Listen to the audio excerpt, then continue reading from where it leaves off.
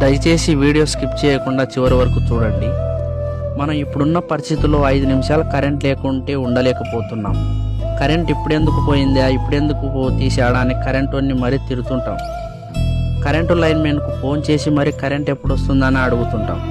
అలా అడుగుతున్నప్పుడు కరెంటు లేకుంటే 5 నిమిషాలు ఉండలేకపోతున్నప్పుడు కరెంట్ ఎందుకు పోయిందా అని అడుగుతున్నప్పుడు కరెంటు బిల్లు కట్టే విషయంలో కూడా అదే విధంగా ఉండాలి. మేమేమో ఎండనగా వాననగా రేయనక కరెంటు ఇవ్వాలనే ఉద్దేశంతో ఎంతో కష్టపడుతుంటాం మీకోసం. కరెంటు లేకుంటే ఉండలేకపోతారు జనాలని. కానీ మీరేమో కరెంటు బిల్లు కట్టే విషయంలో ఎంత నిర్లక్ష్యం చేస్తారంటే కొందరు చాలా దారుణంగా ఉంటుంది.